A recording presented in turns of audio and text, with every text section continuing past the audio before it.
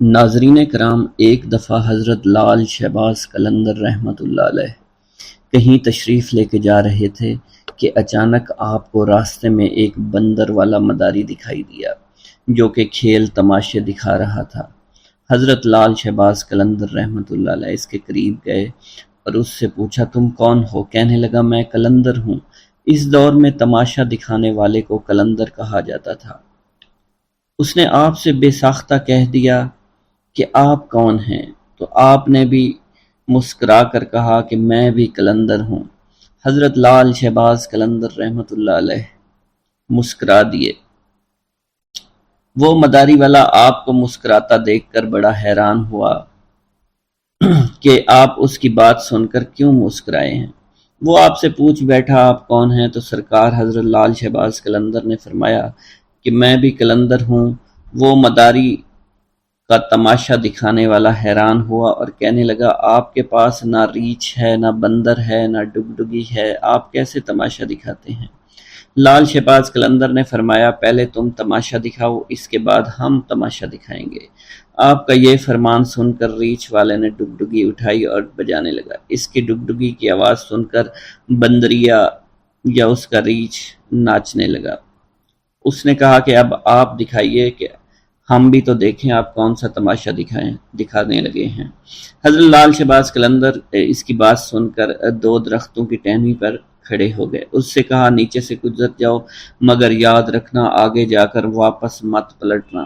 جب وہ تماشا دکھانے والا مداری آپ کے نیچے سے گزرا تو نظارہ بدل چکا تھا۔ وہ نہ سورج سامنے تھا، نہ دھوپ، نہ گرد و غبار، بلکہ سامنے بہت خوبصورت نظارے تھے، بہت خوبصورت پہاڑ تھے، بہت خوبصورت وادیاں تھی، سرسبز اور شاداب وادیاں۔ موسم نہ گرم زیادہ تھا نہ ٹھنڈا زیادہ تھا۔ وہ تماشا دکھانے والا اسی سوچ میں تھا۔ اس نے سامنے دیکھا کہ ایک بہت بڑا لشکر گھوڑوں پر سوار اس کی طرف آ رہا ہے۔ اس نے لشکر کو دیکھ کر سوچا کہ آج تو جان چلی گئی۔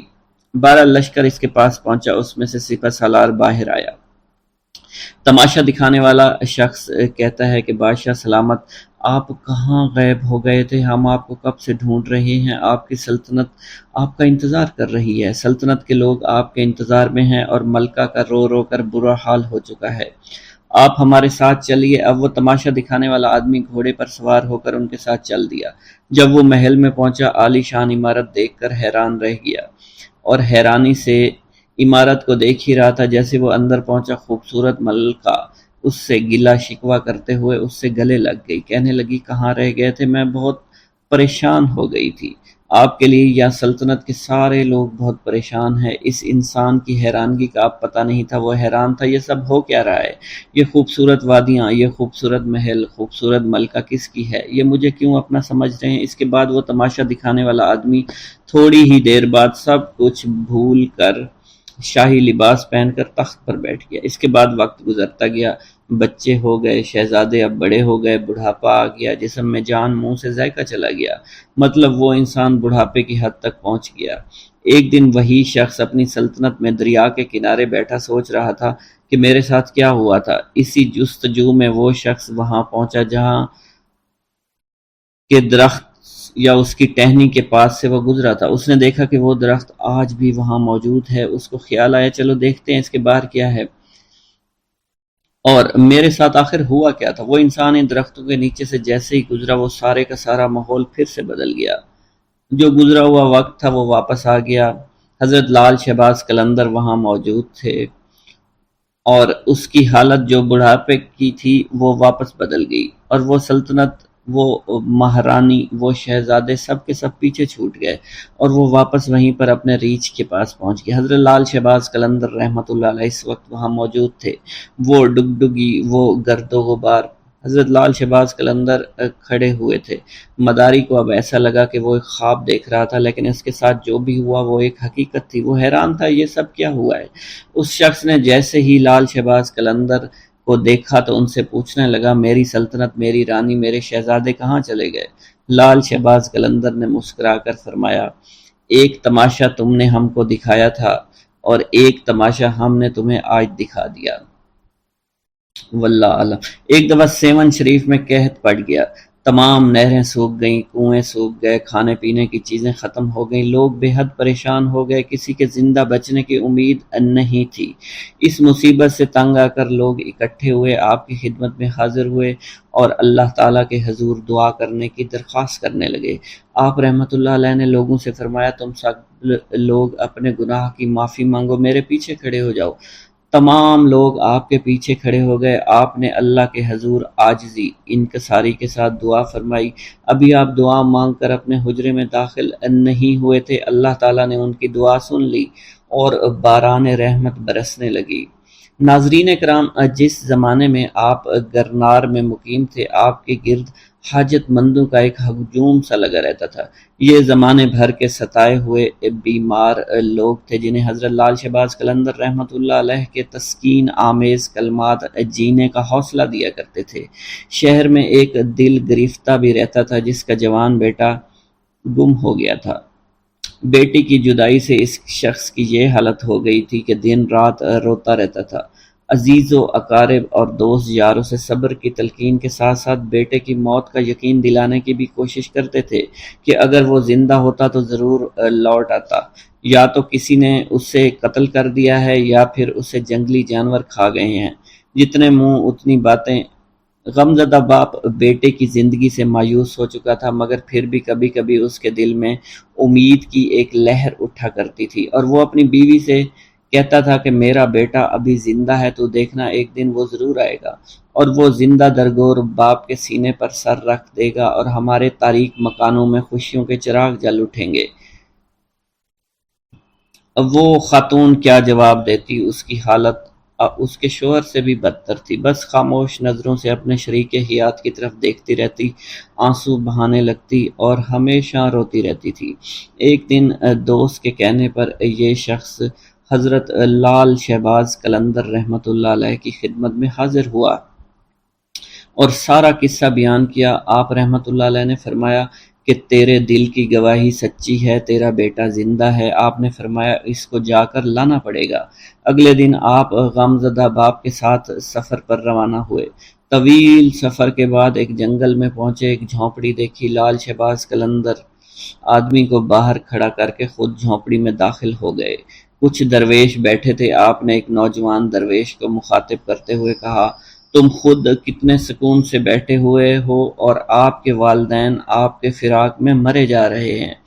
آپ اس نوجوان کو لے کر جھونپڑی سے باہر آئے، باہر آ کر اس کے باپ سے اس کی ملاقات کروائی۔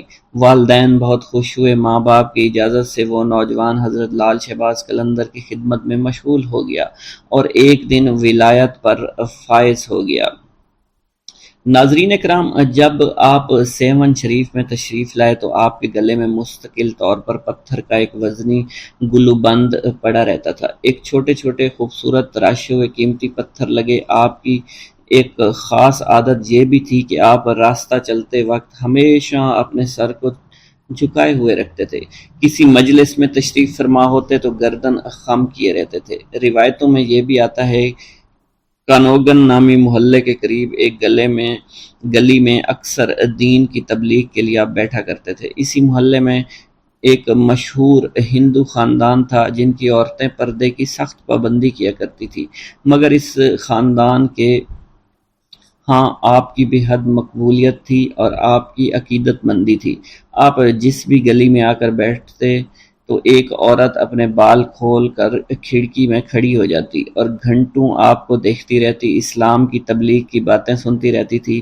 اس عورت کی دلی خواہش تھی کہ کسی طرح حضرت لال شہباز قلندر رحمۃ اللہ علیہ کے چہرے مبارک کا دیدار کر لے، مگر چونکہ آپ ہمیشہ اپنے سر کو جھکا کر بیٹھے رہتے تھے، اس لیے وہ عورت آپ کے چہرے مبارک کا دیدار کرنے میں کامیاب نہیں ہو سکی۔ ایک دن اس ہندو عورت نے وحشت کے عالم میں بالکنی سے نیچے چھلانگ لگا دی۔ لال شہباز قلندر کے قدموں میں گری۔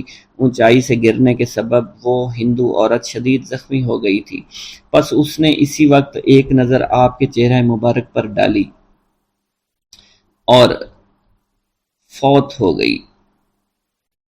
جب محلے والوں نے دیکھا تو ایک ہنگامہ کھڑا ہو گیا۔ اس کے بعد مرنے والی عورت کے رشتہ دار اسے اٹھانے کے لیے اور آپ سے کہا کہ اجازت دیجیے اس بد نصیب عورت کو لے جائیں اور آخری رسومات ادا کریں۔ خاندان کے لوگوں نے آپ سے اجازت یوں چاہی تھی کیونکہ عورت کے مرنے کے بعد بے پردگی کے خیال سے لال شہباز قلندر رحمۃ اللہ علیہ نے اپنی چادر اس کے جسم پر ڈال دی تھی۔ اب یہ بات پہلے سے ہی اس ہندو خاندان میں مشہور ہو چکی تھی اور آپ کا چہرہ مبارک وہ خاتون دیکھنا چاہتی تھی، اور یہ خبر جنگل میں آگ کی طرح پھیلی ہوئی تھی۔ جب لوگوں نے آپ سے پوچھا تو آپ نے بے ساختہ فرمایا کہ مجھ سے کیا چاہتے ہو، یہ تمہاری امانت ہے، جہاں چاہو اسے لے جاؤ۔ اب رشتہ داروں نے زمین سے لاش کو اٹھانے کی کوشش کی، مگر وہ لاش ان لوگوں سے اٹھ نہیں سکی۔ لاش بے حد وزنی تھی، جس کے بعد 15 سے 20 افراد نے لاش کو اٹھانے کے لیے زور لگانا شروع کر دیا، مگر لاش تو زمین سے جیسے چپک گئی تھی۔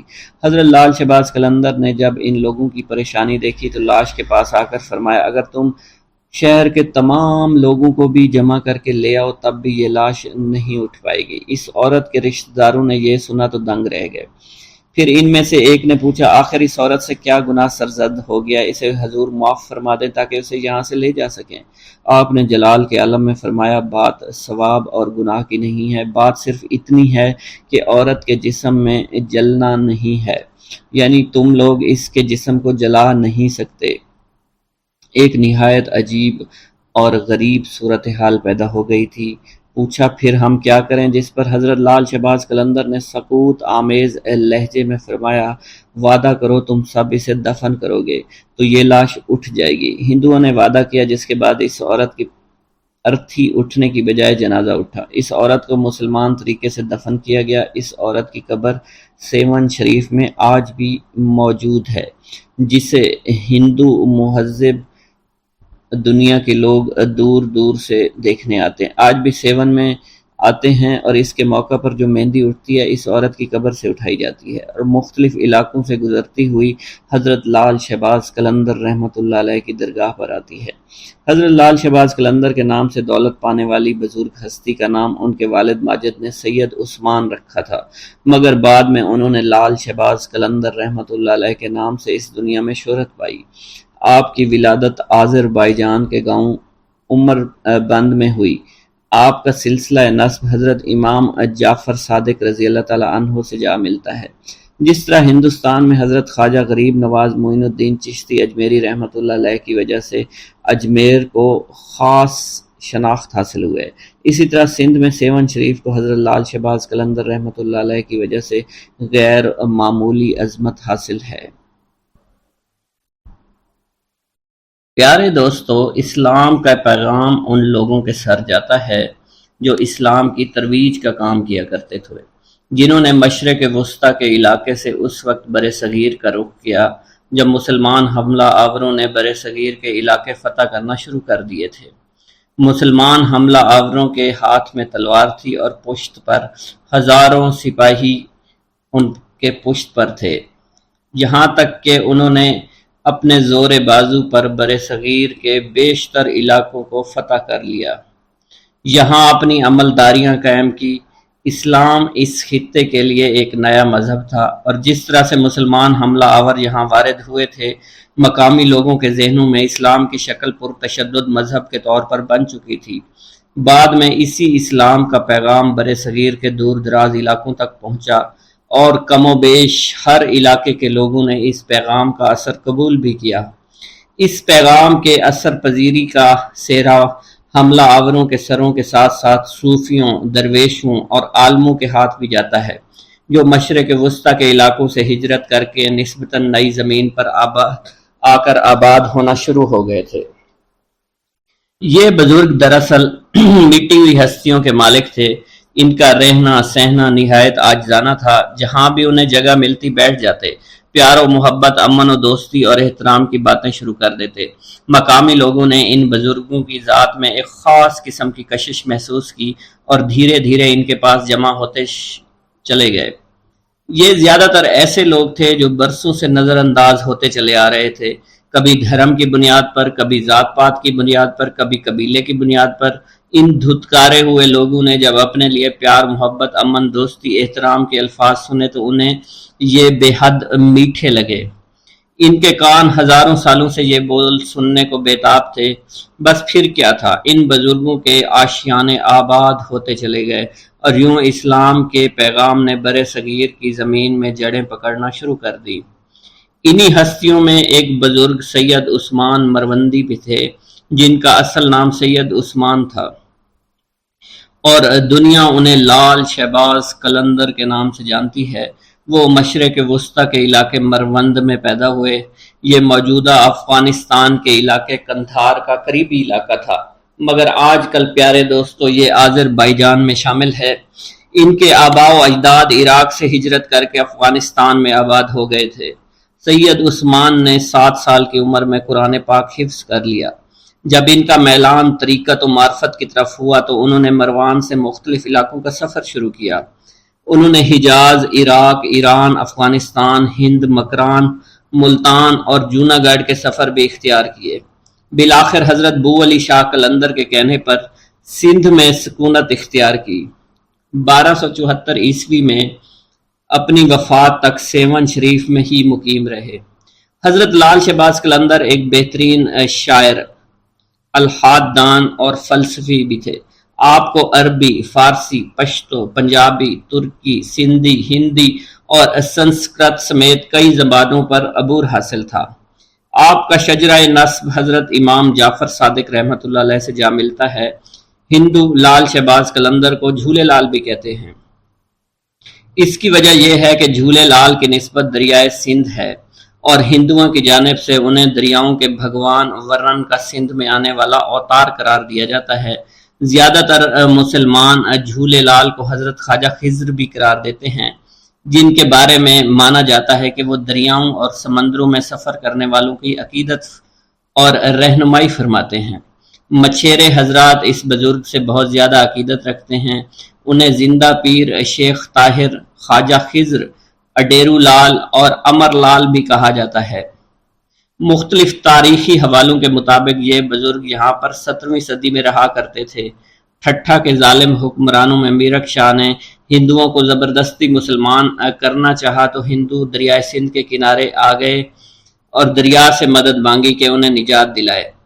نتیجتاً دریا میں ایک صورت پیدا ہوئی جس نے بتایا کہ نصر پور میں ایک عمر رسیدہ جوڑے کے ہاں ایک بیٹا پیدا ہوگا جو آ کر ان کی مدد کرے گا۔ اس بچے کا نام اڈیرو لال رکھا گیا۔ انہیں جھولے لال بھی کہا جانے لگا کیونکہ مانا جاتا ہے کہ ان کا جھولا خود بخود ہلتا تھا۔ یہ بچہ بڑا ہو کر ایک بہادر شخص بنا جس نے میرک شاہ سے بحث کی اور اس سے اس کی غلطی کا احساس دلایا، جس پر انہوں نے ہندوؤں کو اپنی حکومت میں عزاداری کے ساتھ رہنے کی اجازت دے دی۔ ہندو لال شہباز قلندر کو اپنے اسی دیوتا کا اوتار سمجھتے ہیں اور انہیں جھولے لال کہا جاتا ہے۔ یہ دونوں شخصیات تاریخی طور پر ایک نہیں ہیں لیکن یکساں تصور کی حامل ہیں۔ شہباز قلندر کے ماننے والوں میں ہندو، مسلمان، سکھ، عیسائی سبھی شامل ہیں۔ کتاب واکنگ ود نانک کے مصنف ہارون خالد لکھتے ہیں، گویا 47 میں کوئی فساد نہیں ہوا تھا، گویا کسی ہندو نے سندھ سے کبھی ہجرت ہی نہیں کی، گویا پنجاب میں توہین مذہب کے شعبے میں کوئی مسیحی بستی کبھی جلی ہی نہیں۔ قلندر کا دالان اس دنیا کے پناہ گاہ میں جو کبھی اس دالان سے پھیلی ہوتی تھی اور رفتہ رفتہ معدوم ہوتی چلی گئی۔ اس دالان تک سمیٹے ہوئے 3 اور دوست بھی تھے، حضرت بہاؤالدین ذکریہ ملتانی، بابا فرید گنج شکر اور سید جلال الدین سرخ بخاری۔ ان چاروں کو 4 یار کے نام سے یاد کیا جاتا ہے۔ 4 یار سندھ اور ہند میں اسلام کی اشاعت کے سرخیل قرار پائے۔ لال شہباز قلندر کی ایک خوبی یہ بھی تھی کہ وہ باکمال شاعر بھی تھے۔ ہر سال اسلامی مہینے شعبان کی 18 تاریخ کو سیہون شریف میں آپ کا عرس منایا جاتا ہے، جس میں پاکستان کے تمام صوبوں اور علاقوں سے تعلق رکھنے والے ہر طبقے، ہر فرقے کے لوگ لاکھوں کی تعداد میں شرکت کرتے ہیں۔ ان کے عرس کے موقع پر 3 جلوس نکالے جاتے ہیں۔ ایک کی قیادت مقامی سید گھرانے سے تعلق رکھنے والا ایک عقیدت مند کرتا ہے، جبکہ 2 جلوس ہندوؤں کی قیادت میں نکلتے ہیں اور مزار کا ایک مجاور ہندو بھی ہے۔ حضرت لال شہباز قلندر رحمۃ اللہ علیہ کے کچھ حالات و واقعات کی تفصیل جاننے کی کوشش کرتے ہیں۔ پیارے دوستو، حضرت سید عثمان مروندی المعروف حضرت لال شہباز قلندر عالی النسب تھے۔ آپ کا خاندان یگانہ روزگار تھا۔ آپ کا خاندانی تعلق چند واسطوں سے امام جعفر صادق رضی اللہ تعالیٰ عنہ سے جا ملتا ہے۔ آپ رحمۃ اللہ علیہ کے والد ماجد سید کبیر الدین اپنے وقت کے مشہور عالم تھے۔ ان کا طریقہ اتباع سنت نبوی صلی اللہ علیہ وسلم تھا۔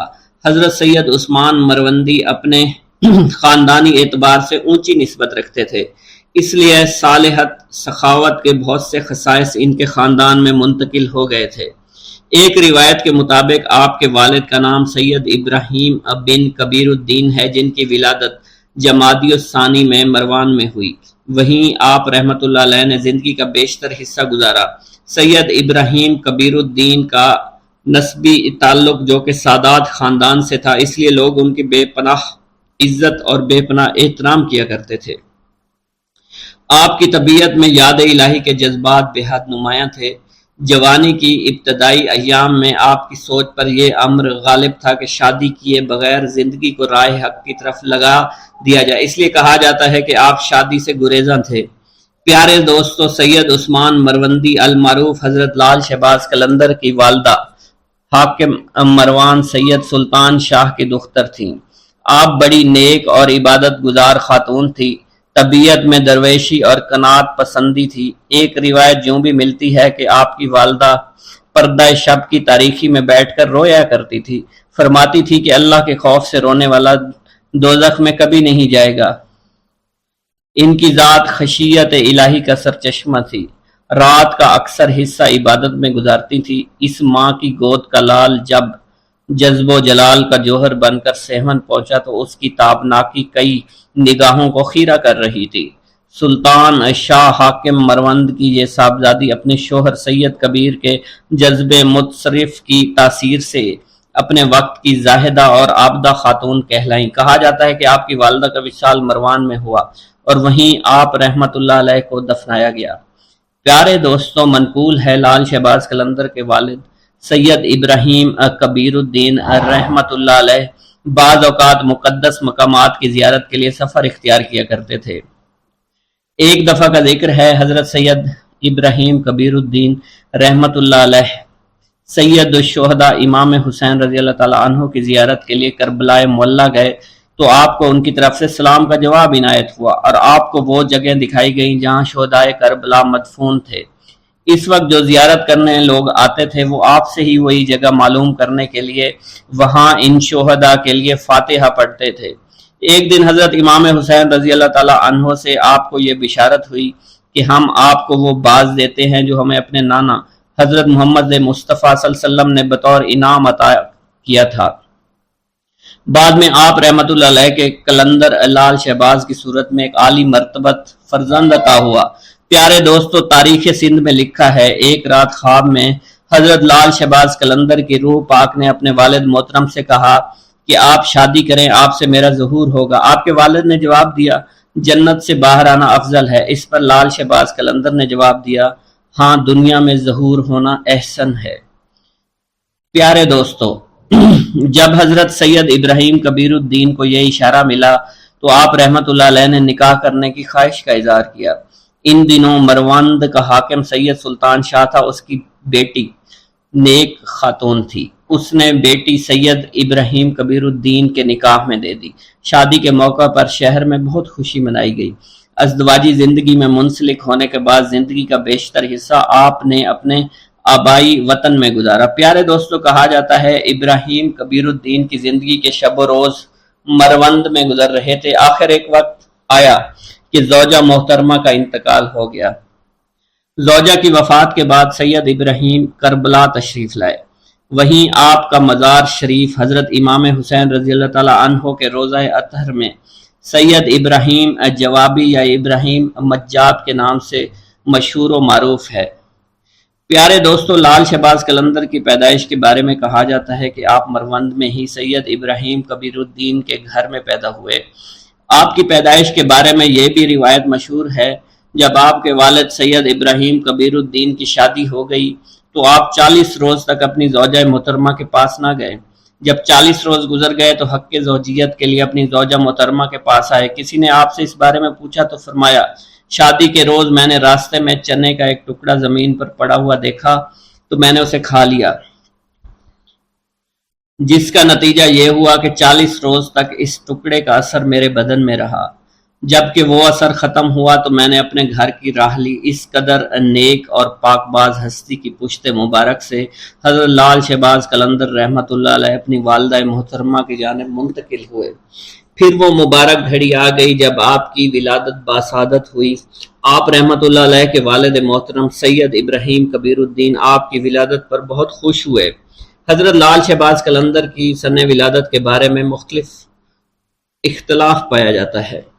لب تاریخ کے سندھ کے مؤلف نے سال 583 ہجری تحریر کیا ہے۔ تذکرہ صوفیہ سندھ نے ولادت باسعادت 1177 عیسوی نقل کیا ہے۔ پیارے دوستو، حضرت رابعہ بصری رحمۃ اللہ علیہ کے زہد و تقوی اور علم و معرفت کی شہرت دور دور تک پھیلی ہوئی تھی۔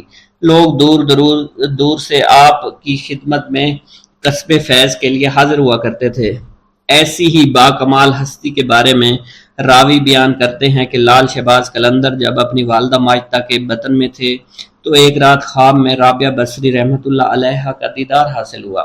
انہوں نے آپ کی والدہ ماجدہ سے فرما کر کہا، اے بیٹی، میں تمہیں یہ بشارت سنانے کے لیے آئی ہوں کہ تمہارا یہ ہونے والا بیٹا اللہ کا محبوب اور رب تعالیٰ کی مخلوق کا برگزیدہ اور شہرت یافتہ قلندر ہوگا۔ اللہ تعالیٰ اس کے وسیلے سے اپنے بہت سے گناہ گار بندوں کی توبہ کی توفیق عطا فرمائے گا۔ چنانچہ اے میری بیٹی، جب اس کی ولادت ہو جائے تو اس کے کانوں میں بلند آواز سے کلمہ طیبہ لا الہ الا اللہ محمد الرسول اللہ کی آواز پہنچا دینا اور اپنے جلیل القدر بیٹے سے میرا سلام کہہ دینا۔ چنانچہ حضرت لال شہباز قلندر کی ولادت ہوئی تو آپ کی والدہ ماجدہ نے حضرت رابعہ بصری کے فرمان کے مطابق عمل کیا اور اس بات کو اپنے دل میں راسخ کر لیا کہ میرا بیٹا اللہ کا برگزیدہ اور مقبول بندہ ہے۔ پیارے دوستو، جب حضرت لال شہباز قلندر کی ولادت ہوئی تو آپ کے والد محترم نے آپ کا نام سید عثمان رکھا، کیونکہ ایک روایت میں آتا ہے کہ آپ کے والد ماجد سید ابراہیم کبیر الدین رحمۃ اللہ علیہ کو حضرت سید عثمان غنی رضی اللہ تعالیٰ عنہ سے والہانہ محبت تھی۔ اسی مناسبت سے آپ نے اپنے بیٹے کا نام سید عثمان رکھا۔ ایک روایت یہ بھی ہے کہ آپ کا نام شاہ حسین رکھا گیا۔ پیارے دوستو، آپ کے والد محترم سید ابراہیم کبیر الدین رحمۃ اللہ علیہ کی جب شادی ہوئی تو ایک مدت کے بعد ایک دن آپ نے خواب میں دیکھا حضرت علی کا دیدار حاصل ہوا۔ آپ نے عرض کیا، یا امیر المومنین، اللہ تعالیٰ کی بارگاہ اقدس میں میرے حق میں دعا فرمائیں کہ وہ مجھے نیک اور صالح فرزند سے نوازے۔ اس پر حضرت علی نے ارشاد فرمایا، اللہ تعالیٰ تم کو ایک فرزند صالح نوازے گا، لیکن میری اس بات کو یاد رکھنا، جب اس کی ولادت ہو تو اس کا نام عثمان رکھنا۔ جب اس کی عمر 384 دن ہو جائے تو اس کو لے کر مدینہ منورہ میں حاضری دے دینا۔ حضور نبی کریم صلی اللہ علیہ وسلم کو سلام کرنے کے بعد عثمان غنی کے مزار پر حاضر ہونا اور ان کو سلام کرنا۔ چنانچہ کہا جاتا ہے حضرت لال شہباز قلندر کے والد نے ایسا ہی کیا تھا۔ آپ رحمت اللہ علیہ نے اپنی حیات میں لال لباس زیادہ تر زیب تن فرمایا، اسی بنا پر لوگوں نے آپ کو لال کہنا شروع کر دیا۔ آپ کو لال کے نام سے لوگ جاننے لگے۔ لوگ آپ کے لال لباس سے بہت محبت کیا کرتے تھے۔ آپ کے لال لباس پہننے کی وجہ یہ بھی تھی کہ امام حسین اکثر لال لباس پہنا کرتے تھے۔ ایک بار حضور نبی کریم صلی اللہ علیہ وسلم نے آپ کو لال لباس میں دیکھ کر تبسم فرمایا اور فرمایا، اے حسین رضی اللہ تعالی عنہ، آپ پر لال لباس بہت اچھا لگتا ہے۔ سبحان اللہ، آپ رضی اللہ تعالی عنہ اس لال لباس میں بہت خوبصورت نظر آتے ہیں۔ اسی بنا پر حضرت لال شہباز قلندر نے لال کلر کو پسند فرمایا۔ باحوالہ پرواز قلندر۔ پیارے دوستو، بعض روایات کے مطابق لال ایک قیمتی پتھر ہوتا ہے جس کی رحمت آنکھوں کو خیرہ کر دیتی ہے۔ آپ رحمت اللہ علیہ کا یہ لقب اس لیے پڑا کہ آپ کا چہرہ مبارک لال کی طرح چمکتا رہتا تھا۔ پیارے دوستو، شہباز کے لغوی معنی کچھ اس طرح سے ہیں، شہر کے شہباز کے معنی سردار اور باز کے معنی ہے اڑنا، تو اس کا مخفف یہ ہوا اڑنے والوں کے سردار شہباز کا لقب بہت زیادہ شہرت یافتہ ہے۔ روایت میں آتا ہے آپ رحمۃ اللہ علیہ کی ولادت سے پہلے حضرت امام حسین رضی اللہ تعالی عنہ کی طرف سے آپ کے والد ماجد سید کبیر الدین کو خواب میں بشارت دی گئی کہ آپ کو عن قریب ایک باز ادا کیا جائے گا۔ چنانچہ جب حضرت سید عثمان کی ولادت ہوئی تو آپ کو شہباز کے لقب سے یاد کیا جانے لگا۔ تذکرہ النساء کی روایت کے مطابق جب آپ کو اپنے مرشد پاک سے خلافت کا اعزاز حاصل ہوا تو آپ کے شہباز کے لقب بھی مرحمت ہوا۔ اس کے علاوہ آپ رحمت اللہ علیہ کو قلندر، سیف السان، شمس الدین اور مخدوم کے لقب سے بھی جانا جاتا ہے۔ پیارے دوستو، آپ کا شجرہ نسب چند واسطوں سے حضرت امام جعفر صادق سے جا کر ملتا ہے۔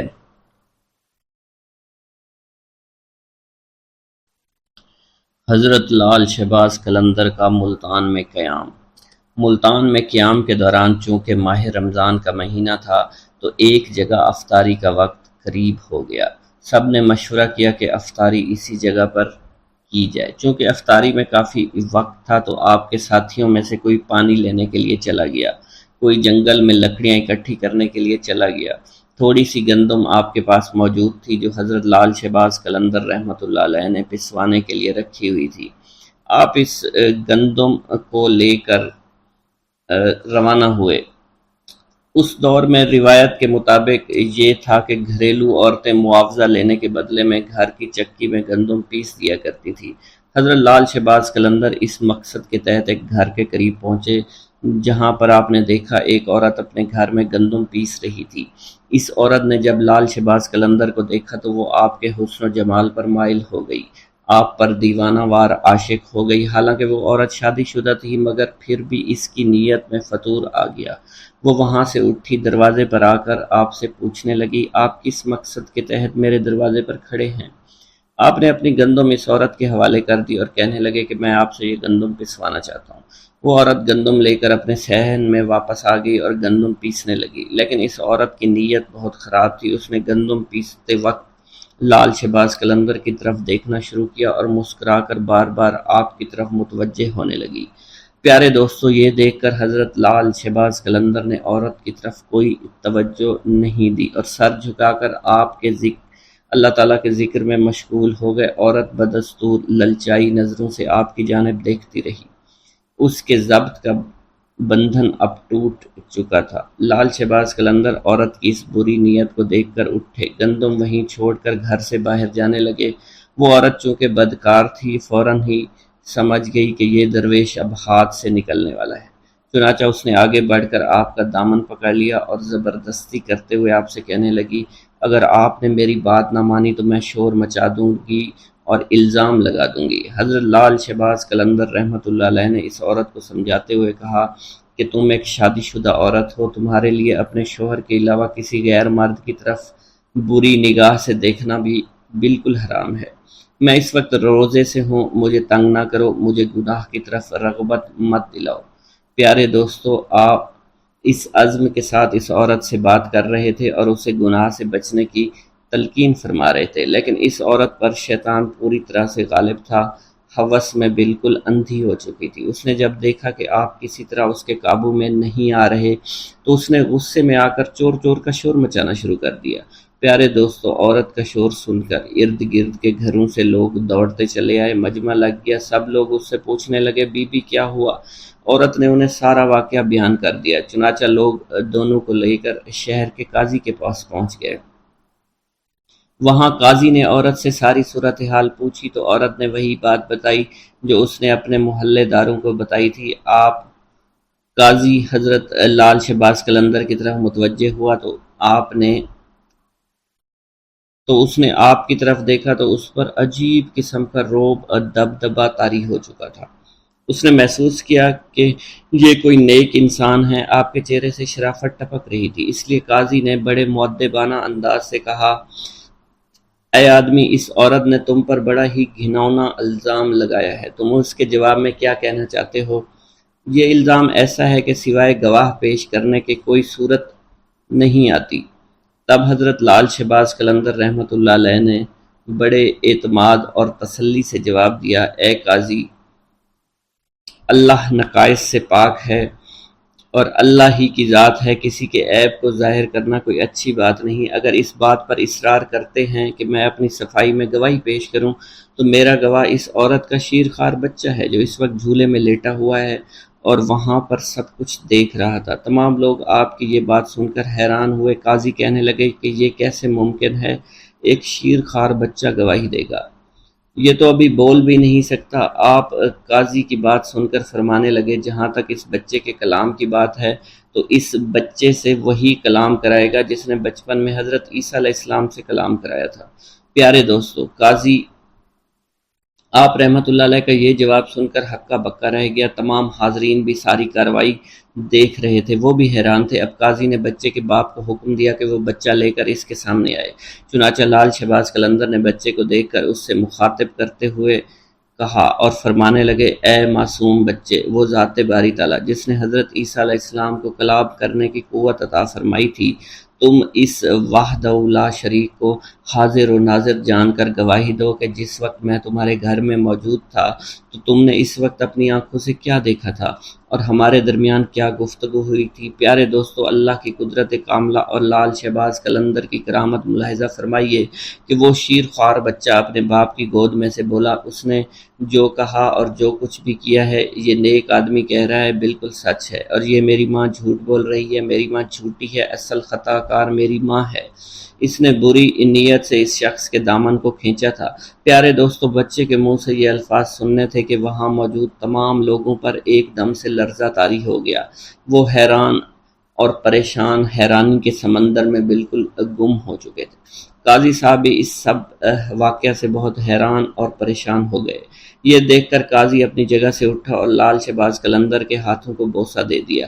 قاضی نے آپ کو اپنے ساتھ بٹھایا۔ پیارے دوستو، اب اس عورت کی آنکھوں سے برائی کی پٹی اٹھ چکی تھی اور وہ بھی اپنے گناہوں پر بڑی شرمندہ تھی، اس لیے عورت نے آپ سے معافی مانگ لی اور آئندہ گناہوں سے بچنے کے لیے توبہ کر لی۔ پیارے دوستو، ایک بار درویشوں کا ایک قافلہ سفر کرتا ہوا ایک جنگل میں پہنچا۔ جنگل کے ساتھ ایک وسیع و عریض میدان تھا، تاہم اس میدان کے کچھ فاصلے پر چھوٹے چھوٹے مکانات موجود تھے۔ البتہ اس میدان کے عین بیچوں بیچ ایک بوڑھا درخت بھی موجود تھا جو گھنا تھا اور اس کی شاخ دور دور تک پھیلی ہوئی تھی۔ درویشوں کا یہ قافلہ صحرا میں لمبا سفر طے کرتا ہوا یہاں پہنچا تھا۔ قافلے کے سردار نے انتہائی عاجزی سے اپنے عقیدت مندوں سے کہا، ٹھہر جاؤ، ہماری منزل آ گئی ہے، ہمیں یہیں ٹھہرنا ہے۔ عقیدت مندوں کے قدم یوں ساکت ہو گئے جیسے کبھی متحرک ہی نہیں تھے۔ ایک مرید خاص نے اپنے رہنما سے پوچھا، یا حضرت، ہمارا قیام اس میدان میں کس جگہ پر ہوگا؟ تو ان کے سردار نے کہا کہ وہ سامنے جو گھنا سایہ دار درخت نظر آ رہا ہے اس کے نیچے ہم قیام فرمائیں گے اور اللہ کی عبادت اور ریاضت کریں گے۔ قافلے کے پیشوا نے ایک لمبی دعا کی اور رب تعالیٰ سے التجا کی کہ وہ دنیا اور آخرت کی بھلائی عطا فرمائے۔ پیارے دوستو، ابھی دعا سے فراغت نہیں ہوئی تھی کہ درخت کے نیچے مقیم مردان خدا نے دیکھا لوگوں کی ایک معقول تعداد دھیرے دھیرے ان مکانوں کی طرف بڑھ رہی تھی، کچھ فاصلے پر جو موجود تھے، اور پھر جو رات اپنے جوبن پر آئی اور مکانات سے ناچ گانے کی آوازیں آنے لگیں۔ یہ آوازیں خاص طور پر ان مکان کے اوپر کے منزلوں سے آتی تھیں۔ مریدین نے بڑی حیرانگی سے ایک دوسرے کی طرف دیکھا کیونکہ یہ آوازیں عبادت کی آوازوں سے مختلف تھیں اور ان کی عبادت میں مخل ہو رہی تھی۔ جب انہوں نے اپنے مرشد کو انتہائی سکون و اطمینان کے ساتھ عبادت میں مشغول دیکھا تو تمام عقیدت مندوں نے اس ہنگامے کے باوجود اپنی ریاضت اور عبادت جاری رکھی، مگر ان کے دل میں پریشانی ضرور تھی۔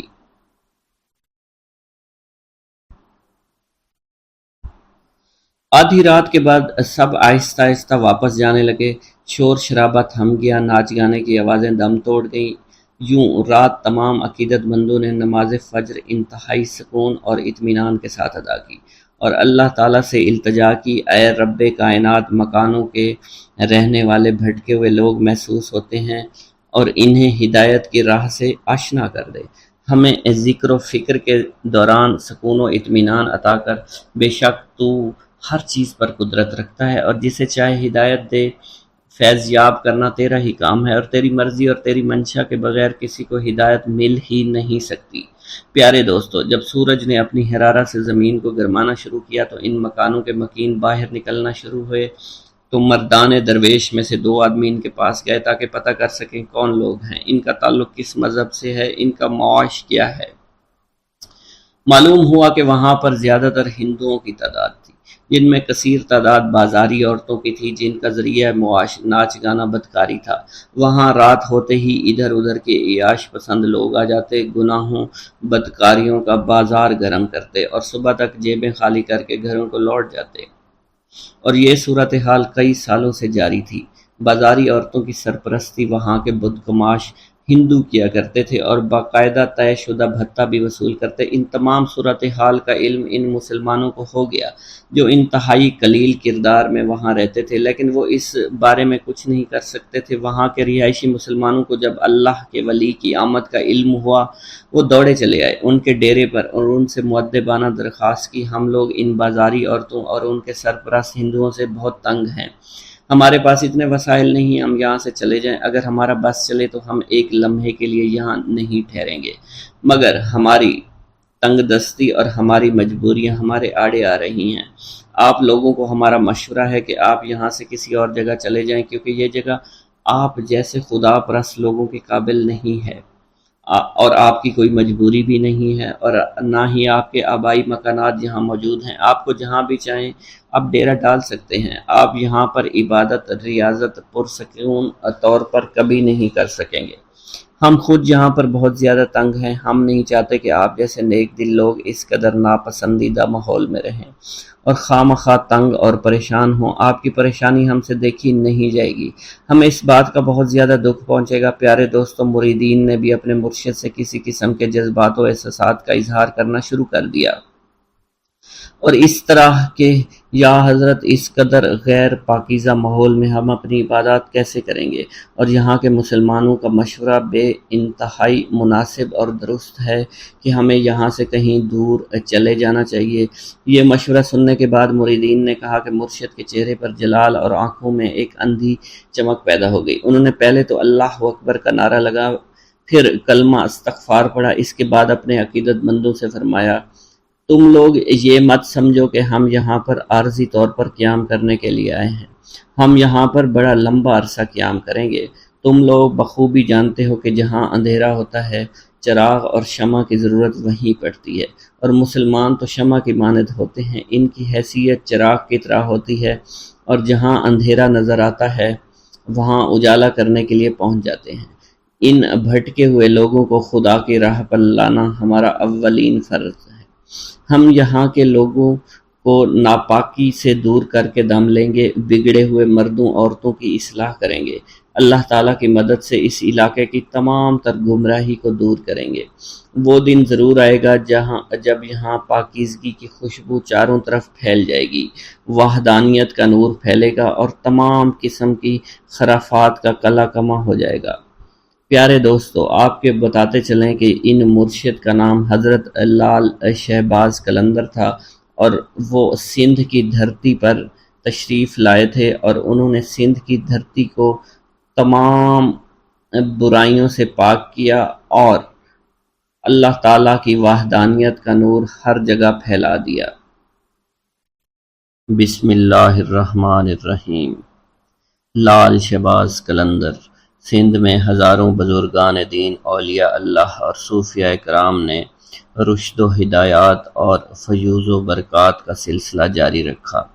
انہی صوفیاء کرام میں حضرت لال شہباز قلندر رحمۃ اللہ علیہ کا نام چوٹی کے علماء کرام میں ہوتا ہے۔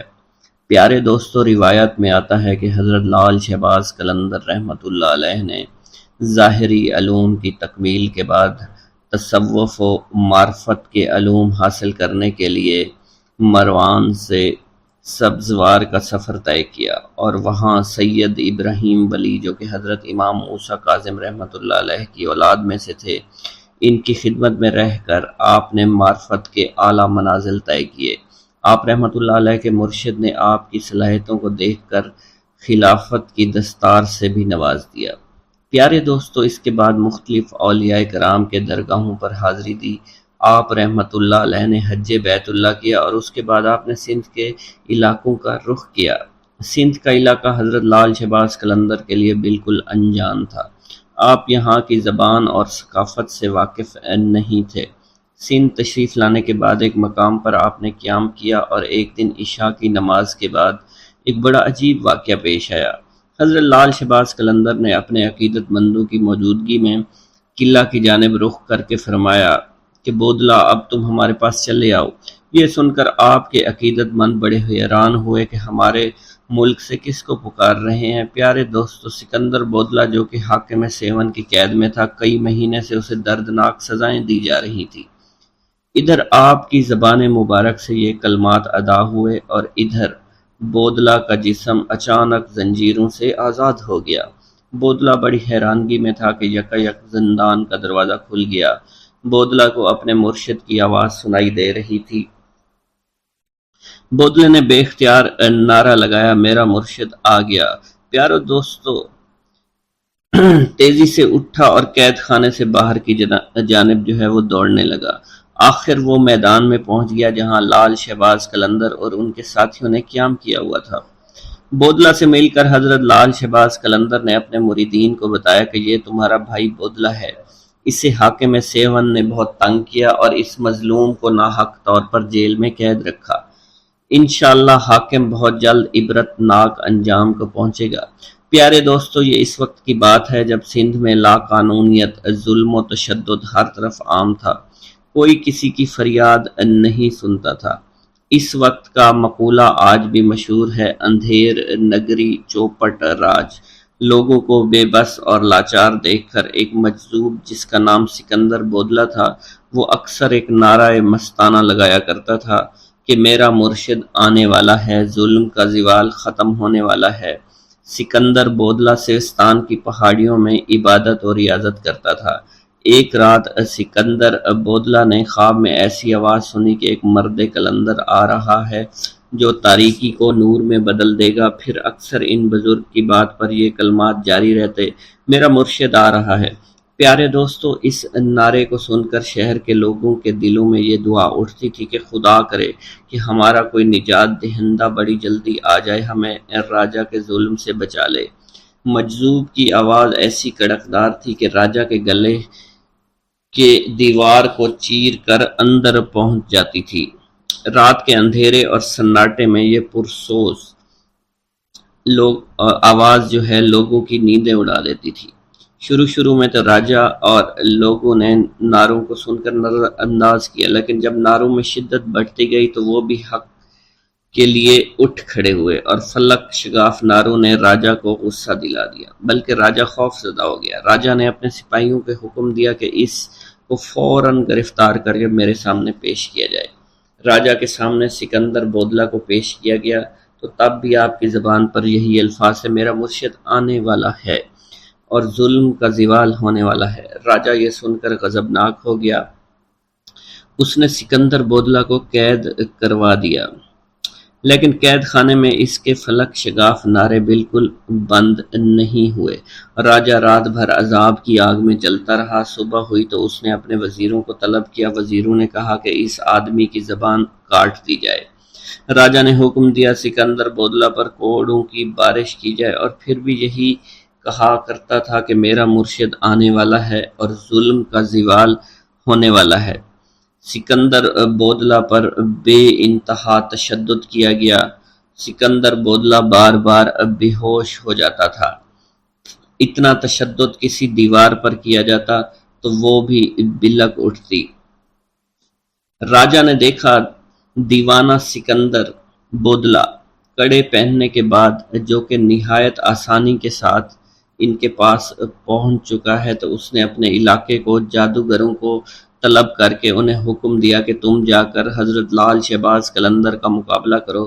سیون پہ جادوگروں نے مقابلے سے پہلے ہی اپنی ہار مان لی اور کہنے لگے کہ انہیں ہرانا ہمارے بس کی بات نہیں۔